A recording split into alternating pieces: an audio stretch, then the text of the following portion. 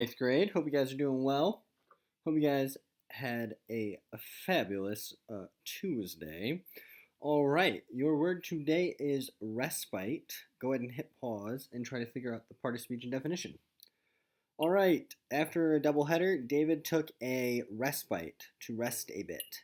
He took a blank. Now, after an article like a or the, it's almost always followed by a what? Think about it. A car, a dog, a banana. A banana! After articles like a and the, we almost always have a noun, and respite is a noun. After throwing the ball that many times, David probably took a break. He took a rest. Does that make sense to you? Because that is what a respite is. All right, my friends, the first thing I want to talk about today is Dally. And I want to figure out why he does what he does. Why does he go and rob a store? Why does he pull out his unloaded gun? Right? Why would he do that? So I want to do a little bit of reading. All right.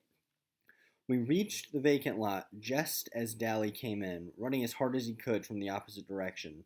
The wail of the siren grew louder, and then the police car pulled up across the street from the lot.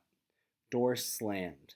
As the policeman leaped out, Dally had reached the circle of light under the street lamp, skidding to a halt.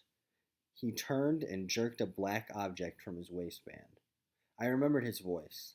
I've been carrying a heater. It ain't loaded, but it sure does help bluff. It was only yesterday that Dally had told Johnny and me that.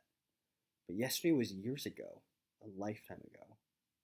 Dally raised the gun, and I thought, "You blasted fool! They don't know that you're only bluffing." And even as the policeman's gun spit fire into the night, I knew that was what Dally wanted.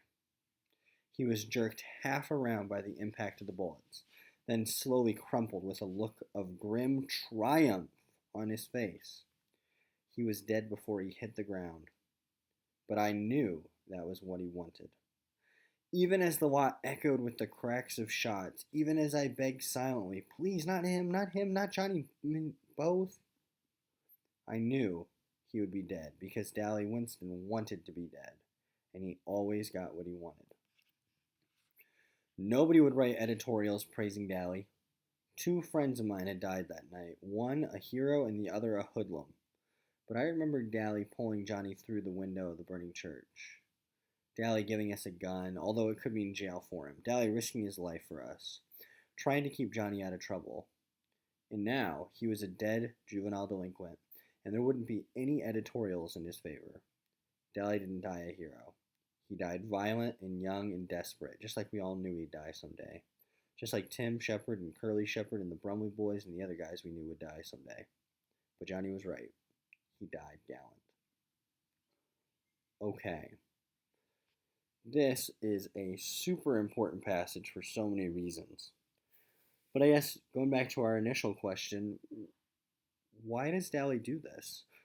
Ponyboy is convinced that Dally wanted to die, which kind of makes sense. I mean, it's not like he pulls out the gun in order to defend himself, right? This isn't self-defense, and he doesn't have any bullets.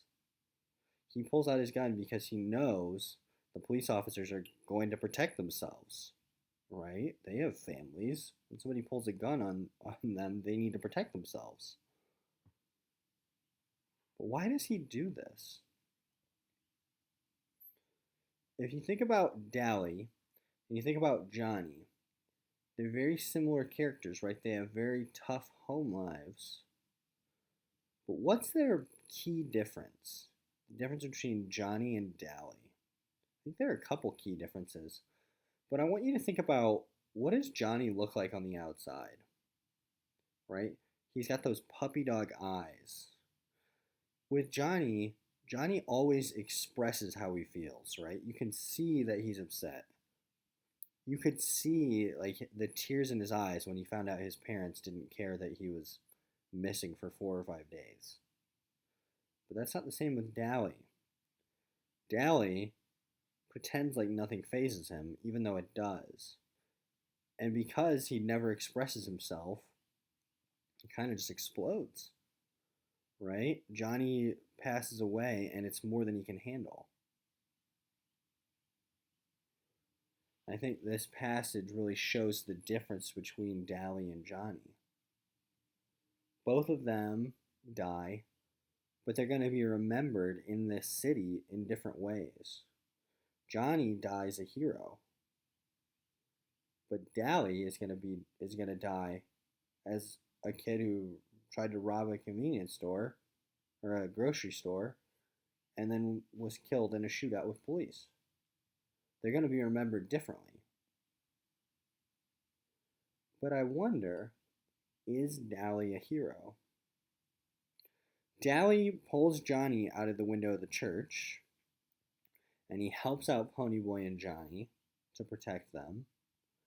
Is Dally a hero? He does risk his life, but who did he risk his life for? He risked his life for his friends. Did he risk his life for those little kids, like Johnny and Ponyboy did? But is he still a hero?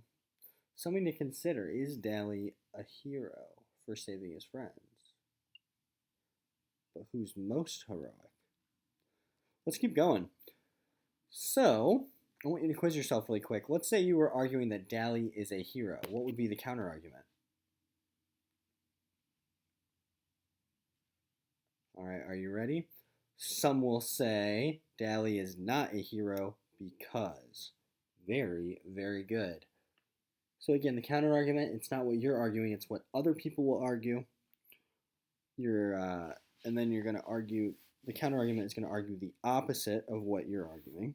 And then we need that reason. I would say maybe Dally is not a hero because a true hero would have risked his life for people that he didn't care about, maybe even for their enemies, you know. Like Johnny and Ponyboy, they risked their lives for kids. They didn't know them. Whereas Dally only risked his life for his friends. So maybe he's still heroic, but I would say he's not as heroic. But that's just me. You're entitled to your own opinion as well. I want to talk about Ponyboy now. I don't know if you noticed, but Ponyboy changed a lot over the course of this book. Earlier on in the book, very beginning, chapter 2, Ponyboy and Two-Bit and Johnny, they're walking Cherry and Marcia home. And that's when Bob and Randy show up. And Two-Bit breaks a bottle, hands it to Ponyboy, and then he threatens all the Socias. And after Cherry and Marcia agree to go home with Bob and Randy so that there will be no fight, Ponyboy tells Cherry, I couldn't use this. I couldn't ever cut anyone. Right? He tells her that he hates fighting. Well, let's see if that's how Ponyboy is at the end of the story. I was sitting on the fender of Steve's car, smoking and drinking a Pepsi, while he and Two-Bit were inside talking to some girls, when a car drove up and 3 Socias got out. I just sat there and looked at them and took another swallow of the Pepsi. I wasn't scared. It was the oddest feeling in the world. I didn't feel anything. Scared, mad, or anything. Just zero. You're the guy that killed Bob Shelton, one of them said. He was a friend of ours. We don't like nobody killing our friends, especially greasers. Big deal. I busted the end of my bottle and held it on the neck and tossed away my cigarette. You get back in your car and you'll get split. They looked kind of surprised and one of them backed up. I mean it! I hopped off the car. I've had about all I can take from you guys. I started toward them, holding the bottle the way Tim Shepard holds a switch, out and away from himself, in a loose but firm hold. I guess they knew I meant business because they got into their car and drove off. You really would have used that bottle, wouldn't you? Two-Bit had been watching from the store doorway.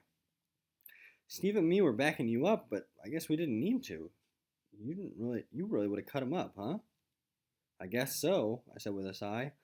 I didn't see what Two-Bit was sweating about anyway. Anybody else would have done the same thing and Two-Bit wouldn't have thought twice about it. Okay. How has Ponyboy changed? I mean, think about this. He wasn't scared or mad or anything. Just zero. He doesn't feel anything anymore. He breaks a bottle and he threatens to cut them. So, if I were writing an essay and I wanted to write about how Ponyboy was at the beginning of the story, then I might say something like this. At the beginning of the story, Ponyboy admits that he could not use a blade or a bottle to cut someone. Do you notice a problem with my thesis? It should include two things: author and title. What do we do with the title of a book? Underline it. Very good. So I will introduce this quote. I couldn't use this. I couldn't ever cut anyone. So I'm going to introduce this one for you. All right. So I actually already did this. Ponyboy, Two-Bit, and Johnny are walking home with Cherry and Marcia. Bob and Randy roll up. They're about to fight. Two-Bit hands Ponyboy a busted bottle. After the argument, Ponyboy says, comma, I couldn't use this. I could never cut anyone. Right? So that is context. Context is all about introducing the quote. Right? You bring your reader up to speed. What's going on in the story? So at the beginning of the story, Ponyboy says he couldn't cut anyone. However, by the end of the book, Ponyboy changes a lot. Ponyboy is now willing to use a broken bottle to cut the socias. I want you can do this on, the paper that you do your bell work on, or on any paper, really. Try to introduce this quote. You get back into your car or you'll get split. Remind your reader what's going on in the story and who says that quote. Go ahead and hit pause and then we'll talk about it. Okay, so hopefully in your context you point out that Ponyboy is,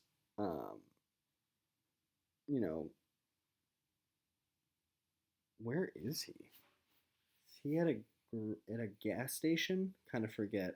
But anywho, Ponyboy's at a gas station. A couple socias roll up and threaten him. Ponyboy breaks a bottle and threatens to cut the socias. And what I might do there is, what if the end of the context is Ponyboy threatens, comma, you get back into your car or you'll get split. Threatens is a much better verb than says. So, awesome. So hopefully that is similar to what you wrote. Now I guess I have a question for you. Ponyboy changes dramatically, but is this a permanent change? Let's find out. Ponyboy, listen, don't get tough. You're not like the rest of us and don't try to be.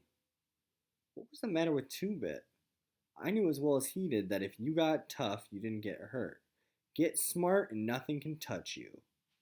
Who does Ponyboy sound like? He sounds like Dally, right? Cold as ice. Remember, Ponyboy says he didn't feel anything. He's not scared. He felt nothing. So it seems like Ponyboy is becoming like Dally. And we know what happens to people like Dally. They explode, right? If you don't ever talk about how you feel, you're going to explode. You got to express yourself. You got to talk to someone. What in the world are you doing? Two-Bit's voice broke into my thoughts. I looked up at him. Picking up the glass? He stared at me for a second, and then he grinned. You little son of a gun, he said in a relieved voice. I didn't know what he was talking about, so I just went on picking up the glass from the bottle, and I ended up putting it in the trash. I didn't want anyone to get a flat tire. So let me ask you this. Is Ponyboy basically just like Dally now? To me, it seems like in that moment, he reacted kind of like Dally might have. But now he is bending over and picking up the glass so that no one else gets a flat tire. It seems to me like Dally wouldn't have cared if somebody got a flat tire. He wouldn't care unless it was one of his friends who got the flat tire. So hopefully, Ponyboy, this is not a permanent change in him. Hopefully we get the real Pony Boy back.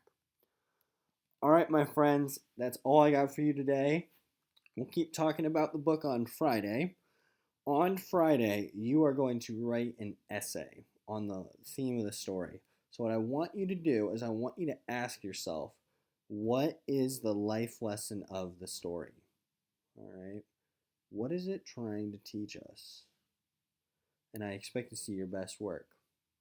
Okay. So, keep that in mind. You might start looking for a quote that you'd use to prove what the life lesson is. Stay gold, y'all. Love you. Happy Wednesday.